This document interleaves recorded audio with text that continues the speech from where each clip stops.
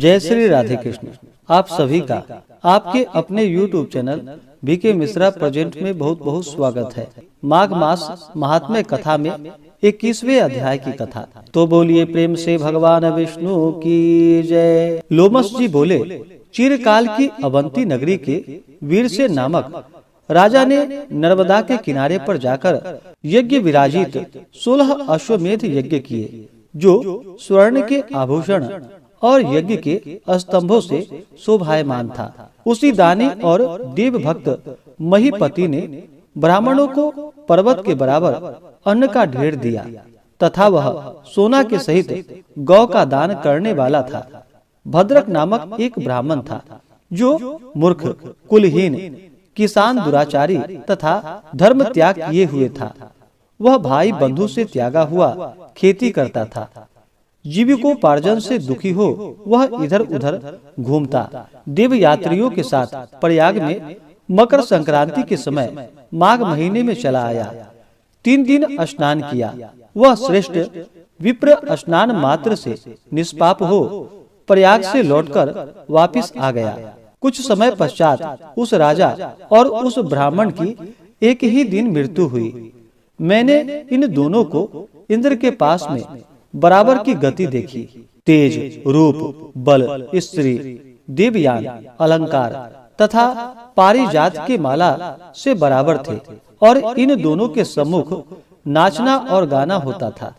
ऐसा देखकर उस क्षेत्र का क्या महात्म्य कहा जाए। हे ब्राह्मण, प्रयाग में माघ स्नान राजसु यज्ञ के बराबर होता है। गंगा व यमुना के संगम पर माघ मास में हवा से अधर्म एवं पाप का स्पर्श नहीं होता तथा वह भी बड़े बड़े दुखों को नष्ट करती है।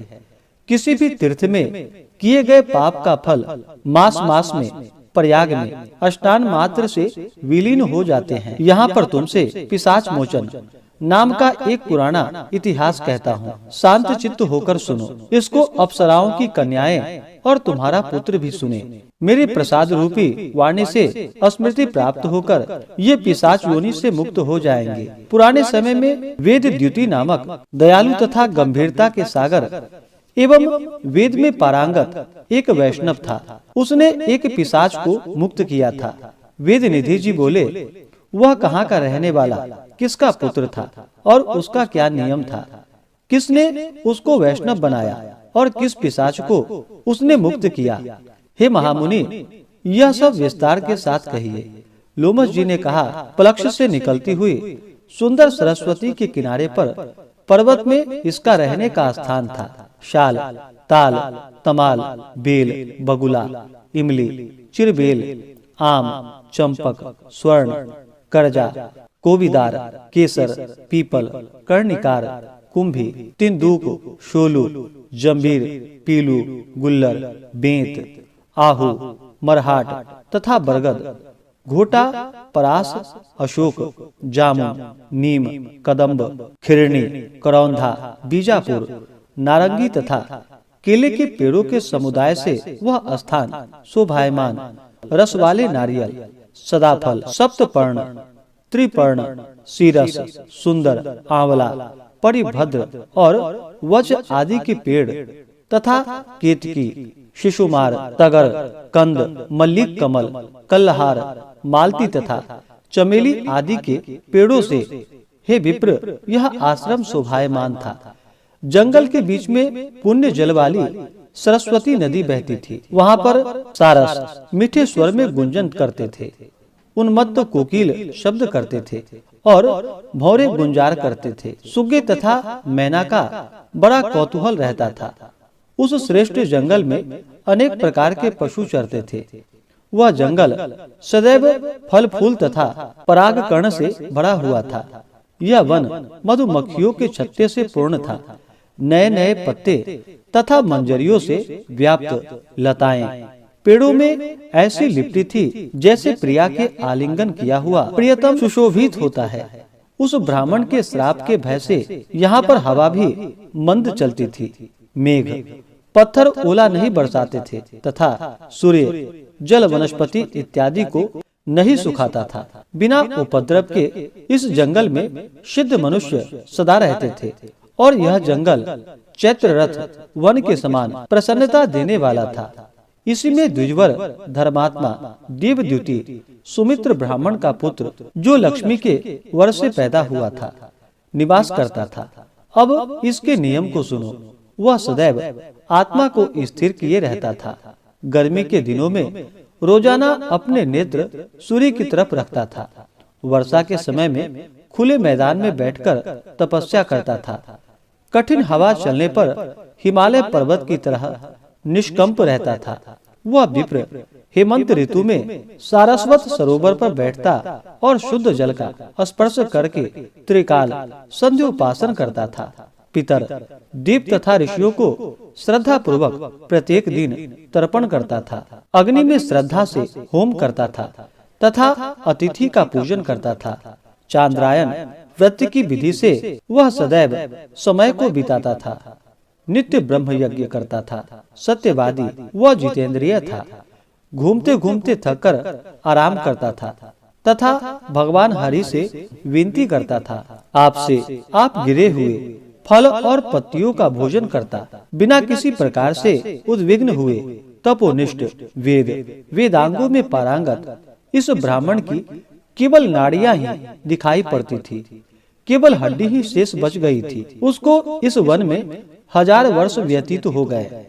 तब उसके तप के ऐश्वर्य से यह पर्वत प्रज्वलित हो उठा और वह सूर्य के बराबर प्रकाशमान दिख पड़ता था। उसके प्रताप को कोई प्राणी सह नहीं सकता था। उस जंगल में शत्रुता रहित व्याघ्र, चूहे, बिल्ली सभी निर्भय होकर एक साथ खेलते थे। अब उसका दूसरा अति कठिन नियम सुनो। वह प्रतिदिन नारायण का त्रिकाल पूजन करता था। खिले हुए सुगंधित हजारों फूलों को चढ़ाकर वेद सूक्त के नियम से यह विष्णु के ध्यान में लीन रहता था, जिससे विष्णु भगवान सुखी होते थे। दधीची ऋषि के वरदान से वह श्रेष्ठ वैष्णव हुआ था। एक समय उस मुनि ने वैशाख महीने में एकादशी के दिन आनंद से हरि भगवान की सुंदर पूजा करके विचित्र प्रकार से विनती किया। उसी समय भगवान विष्णु उसकी स्तुति से प्रसन्न होकर चतुर्भुज विशालाक्षी अलंकारों से सुशोभित लक्ष्मी सहित मेघ की शोभा के बराबर गरुड़ पर चढ़े हुए आए। उनको प्रत्यक्ष देखकर उस ब्राह्मण का शरीर रोमांचित हो गया और प्रसन्नता के आंसू आंखों में भर आए। मन में कृत्य हो उसने उनके पास जाकर उनको साष्टांग प्रणाम किया। वह प्रसन्नता ब्राह्मण में भी समा न सकी। वह अपने शरीर को भूल भी गया और ब्रह्म रूप हो गया। तब भगवान हरि ने प्रेम पूर्वक उस वैष्णव मुनि से कहा कि हे देवद्युति, मैं जानता हूँ कि तुम मेरे भक्त तथा आश्रित हो। सब कर्मों को छोड़कर तुम संपूर्ण जीवन पर्यंत मुझ में ही विलीन हो। हे पाप रहित, तुम्हारे स्तोत्रों से मैं आनंदित हूँ। तुम वर मांगो। लोमस जी ने कहा, इस तरह भगवान हरि के शब्दों को सुनकर उस तपस्वी ने प्रसन्नता से आंखों को बंद किए हुए लड़खड़ाती हुई वाणी से तपस्वी देवद्युति ने कहा कि हे देवों के देव, हे कमल नयन, अपनी माया से ही शरीर को धारण करने वाले हे देव, आपका दर्शन जो देवताओं को भी सदैव दुर्लभ है, उससे अत्यंत आभार हुआ। अब मुझको कुछ नहीं चाहिए। ब्रह्मादि सब देवता तथा सनकादिक ऋषि, कपिलादि सिद्ध लोग आपका साक्षात दर्शन करना चाहते हैं।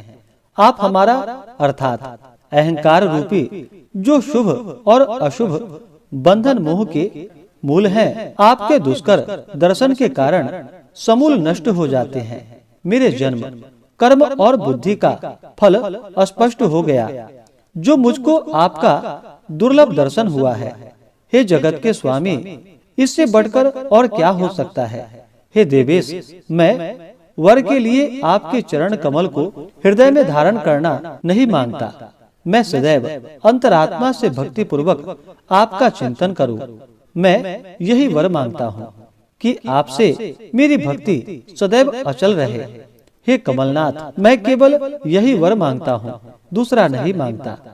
ऐसा उसका वचन सुनकर हरि भगवान ने प्रसन्नता पूर्वक उससे कहा कि हे द्विजवर, ऐसा ही हो। तुम्हारे किसी तप में कोई बाधा नहीं होगी। जो मनुष्य तुम्हारे कहे हुए स्तोत्रों को पढ़ेगा उनकी मुझ में अचल भक्ति होगी। जो कुछ धर्म कार्य है वह भी सब शांगोपांग से भरी होगी और उन लोगों के ज्ञान और भक्ति में परम निष्ठा होगी। इस प्रकार से श्री पद्म पुराण के अंतर्गत माघ मास महात्म्य कथा में दिव्य द्युति का वरदान नामक 21वां अध्याय पूर्ण हुआ। तो बोलिए प्रेम से भगवान विष्णु की जय। 22वें अध्याय की कथा। वशिष्ठ जी बोले, ऐसा कहकर भगवान जनार्दन वहीं पर अंतर ध्यान हो गए। उस समय से देवद्युति भगवान जनार्दन के ध्यान में लीन हो गए। देवनिधि बोले कि हे महर्षि, मैं कृत्य हुआ। गंगा जी में स्नान करने से पवित्रता की नाई विष्णु भगवान की इस कथा से मैं आज पवित्र हुआ हूँ। मैं बहुत प्रसन्न हूँ। कृपा कर उस स्तोत्र को कहिए जिससे घोर पाप से छूट जाए। ब्राह्मण से विष्णु भगवान ने प्रसन्न होकर उसको दर्शन दिया था। हे विप्र, आप बड़ों के सत्संग से मेरा मनोरथ पूर्ण हुआ है। लोमश जी बोले, मैं तुमसे उस समय अमूल्य स्तोत्र का रहस्य कहता हूँ जो मुझे गरुड़ जी से प्राप्त हुआ था। हे विप्र, यह शुभ स्तोत्र सब पापों को हरने वाला और आत्मज्ञान करने में सबसे उत्तम है। वासुदेव को विश्वव्यापी चक्रपाणि को, भक्त प्रिय कृष्ण को, तेज स्वरूप भगवान को नमस्कार हो। जब स्तुति करने वाला जिसकी स्तुति की जाए वह तथा स्तुति सभी जगत विष्णुमय है, तब किससे स्तुति की जाए? क्योंकि मनुष्य की बुद्धि भेद करने वाली होती है। जिस देव के निश्वास, सूत्र तथा अंगों सहित वेद हैं, भला कौन सी स्तुति से उनका वह प्रसन्नता प्राप्त होगा। परंतु भक्ति में वाचाल हुआ हो, जिसको साक्षात रूप में वेद वाणी मन का नहीं जानता है, उसकी स्तुति मुझ जैसा ज्ञानहीन कैसे कर सकता है और भक्तिमान कैसे हो सकता है। चर तथा अचर एवं सारा त्रैलोक्य चक्र के समान घूम रहा है। इसलिए हे देव, आप उत्तम शास्त्र जानने वाले चक्रपाणि हो। ब्रह्मा तथा विष्णु के आदि रूप तुम ही हो। ब्रह्मा के शरीर हो, सबके जन्मदाता हो। ब्रह्मा के भी आदि कारण शुद्ध ब्रह्म तुम ही हो। तुम पृथक पृथक हो, यह कल्पना करना मूर्खता है। शरीर तथा जीव का भेद जब शरीरधारी को छूते हैं तब उसे ज्ञान होता है। आपको काल दोष छू नहीं सकता। आप सदा देव भाव से जागते हो, निज आत्मा में कभी नहीं सोते हैं। विष्णु आपसे संपूर्ण सुखों को देने वाली बुद्धि उत्पन्न होती है। हे नाथ, आप ही पांचों कर्मेंद्रिय, पंच महाभूत तथा मन के विविध भाव हो। हे ब्राह्मण, ब्रह्म, रुद्र तथा विष्णु, इन तीन कल्पनाओं से तुम संसार की कल्पना वैसे ही करते हो जैसे पिता पुत्र की करता है। आपकी एक चित्त मूर्ति ने सारे संसार को बिना राग, मोह, द्वेष इत्यादि के और बिना सजातीय, विजातीय, स्वगत भेद इत्यादि के बना रखा है। कवियों में जो स्वरूप शोभा देता है, उस निपुण माधव भगवान को मैं नमस्कार करता हूँ। जिसमें ज्ञान रखने से वेदों में कहे हुए कर्मों को लोग करते हैं। इच्छा न होने पर संसार से परम प्रिय उस पवित्र ब्रह्म को मैं नमस्कार करता हूँ। मैं उस सतरूप हरि भगवान को नमस्कार करता हूँ, जिनको योगी लोग सब प्राणियों में आत्मा रूप में, अपरात्मा के रूप में तथा सबके आत्म रूप में उपासना करते हैं। जिसको अद्वैत ब्राह्मण लोग मैं ब्रह्म हूँ ऐसा कहते हुए गाते और यज्ञ करते हैं और अपने को आपके समान देखते हैं, उस माधव भगवान को मैं नमस्कार करता हूँ। मैं उस चित्त रूपी आत्मा को नमस्कार करता हूँ, जो मनुष्य के माया तथा मोह से पैदा हुए विचित्र आभास, घमंड तथा ममता को जानकर भी खो देते हैं। संसार में मनुष्य के मोह रूपी वायु से सदा भभकने वाली ज्वाला आपके चरण कमल की छाया पड़ते ही शांत हो जाती है। जिसके स्मरण मात्र से मोह, बुरी गति, रोग तथा दुख कुछ भी नहीं होता, मैं उस अनंत एवं अविनाशी रूप को नमस्कार करता हूँ, जिसके मिल जाने पर प्रजा और किसी दूसरे की इच्छा नहीं करती, जिसको जानकर अद्वैतवादी मनुष्य आत्मा की समान देखते हैं।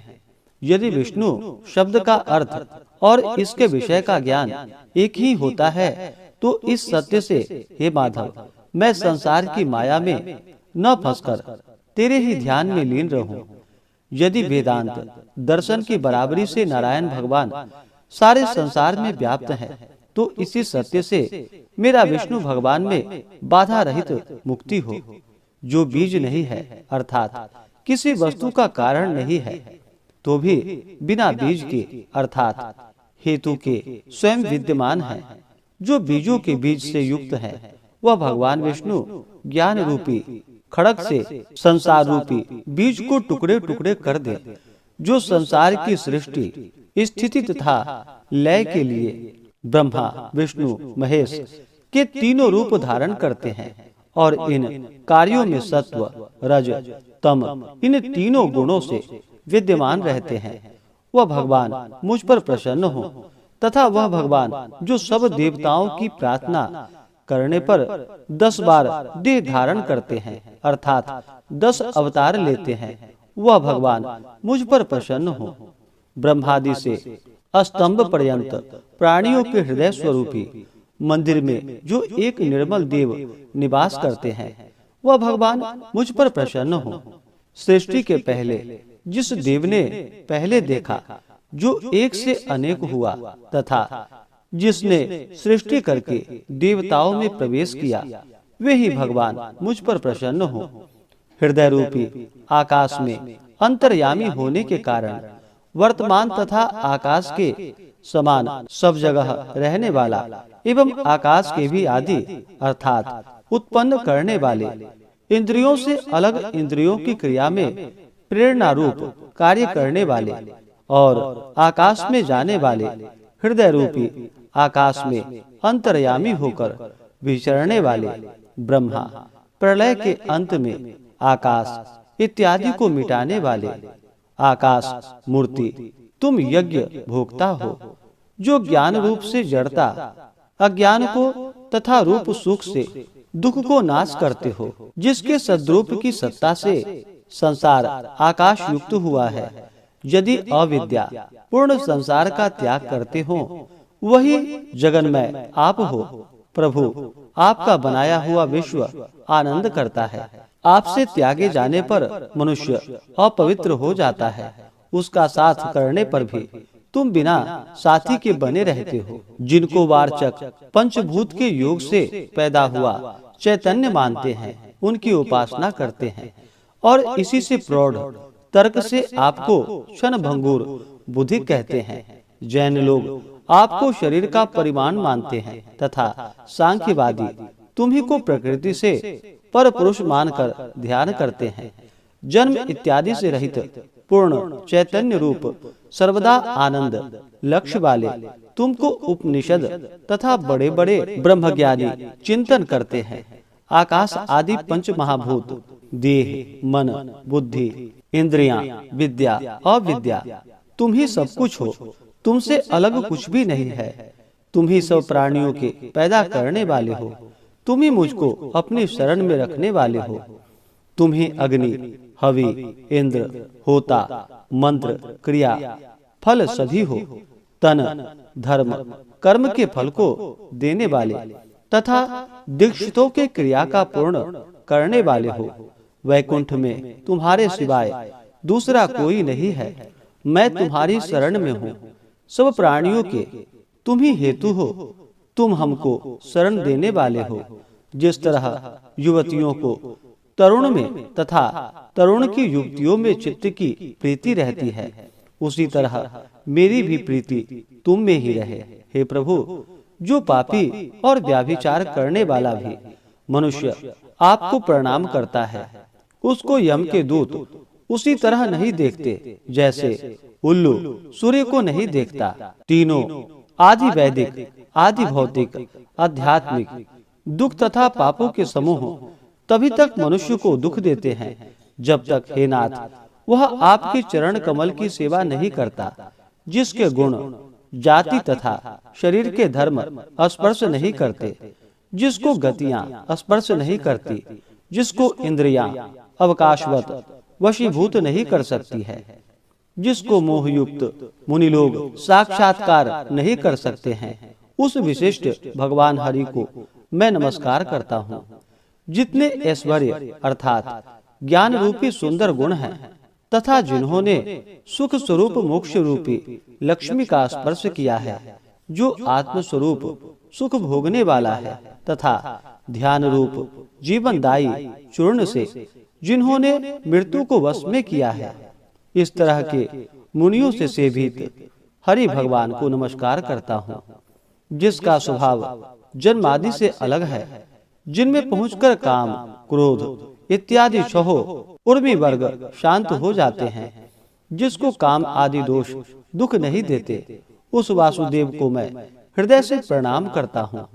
अस्थूल करण में तथा करण को विलीन करके और इसके करण को कारण में वर्जित करके, इस प्रकार मुनि लोग जिसमें प्रवेश करते हैं, उस मुनि सेवित भगवान हरि को मैं नमस्कार करता हूँ, जिसके ज्ञान की संगति से ही अविद्या का मल शुद्ध हो जाता है, जिसको ज्ञान रूपी अग्नि में पड़कर संसार दाह को प्राप्त होता है, जिसके ज्ञान रूपी तलवार संशय रूपी शत्रु का नाश करती है, उस विषम बोध वाले दुख नाश करने वाले भगवान को मैं प्रणाम करता हूँ।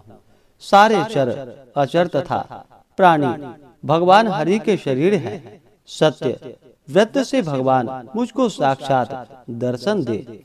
जिस प्रकार नारायण सारे अस्थावर तथा जंगम संसार को उत्पन्न करते हैं, उसी सत्य से भगवान केशव अपना दर्शन दे। जब नारायण में और उससे भी कहीं अधिक गुरु में मेरी भक्ति है, तो इसी सत्य से ही भगवान कमल नयन मुझको साक्षात दर्शन दे। इसी तरह के शपथों से उसकी सच्ची भक्ति जानकर भगवान पुरुषोत्तम ने प्रसन्न होकर उसको अपना दर्शन देकर उस ब्राह्मण की स्तुति से प्रसन्न होकर उसके मनोरथ को पूरा करके तथा वर देकर चले गए। वह ब्राह्मण भी कृत्य कृत्य होकर भगवान वासुदेव में लीन हो गया और शिष्यों के साथ स्तोत्र पढ़ता हुआ तपोवन में रहने लगा। जो मनुष्य इस स्तोत्र का कीर्तन करता है अथवा पढ़ता है, उसको अश्वमेध यज्ञ पूरा पूरा फल मिलता है। वह ब्राह्मण सदा आत्म विद्या में तथा उसकी बुद्धि पाप में नहीं लगता और वह बुरा फल नहीं देखता। इस स्तोत्र के कीर्तन से सब मनुष्यों की बुद्धि, मन तथा इंद्रियां स्वस्थ होती है। जो मनुष्य हरि में लीन होकर भक्ति पूर्वक इस स्तोत्र का जप करता है, वह सब पापों से दूर करके वैष्णव पद को जाता है। इस स्तोत्र के सदा पाठ करने से मनुष्य मन चाहे फल को पाता है, उत्तम पुत्रों को पाता है तथा दीर्घायु, धन और पराक्रम को पाता है। 1000 तिल पात्र और 100 गौदान करने से जो फल मिलता है, वह फल इस स्तोत्र के कीर्तन से मिल जाता है। मनुष्य धर्म, अर्थ, काम तथा मोक्ष में जिसकी कामना करे, वह उसको इस स्तोत्र के पाठ से मिल जाता है।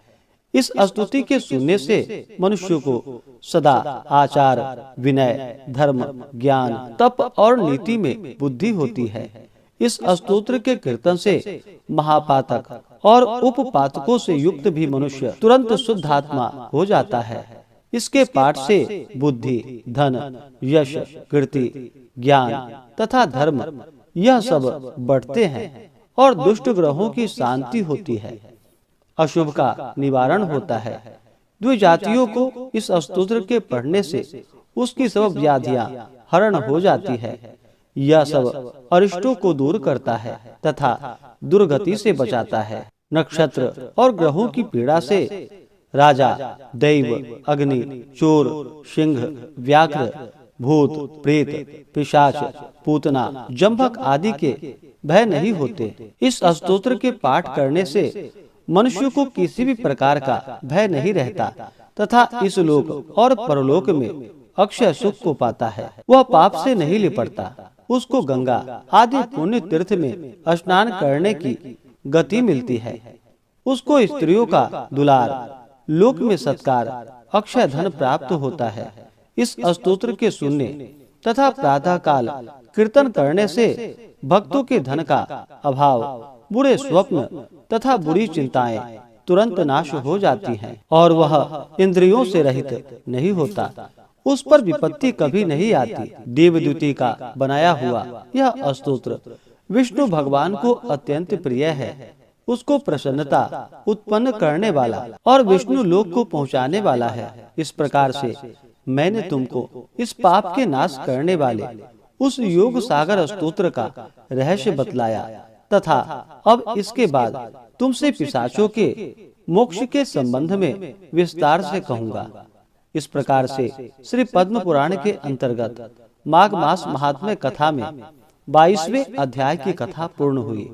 तो बोलिए प्रेम से भगवान विष्णु की जय, माता लक्ष्मी की जय, भगवान श्री कृष्ण की जय, सर्वदेवी देवता की जय। इसी प्रकार से आगे के अध्यायों को सुनने के लिए चैनल पे बने रहें। चैनल पे अगर आप पहली बार आए हैं तो चैनल को लाल बटन दबा करके सब्सक्राइब करें, साथ में बेल आइकन घंटी को दबाएं ताकि आने वाली वीडियो का नोटिफिकेशन आपको समय से मिलता रहे।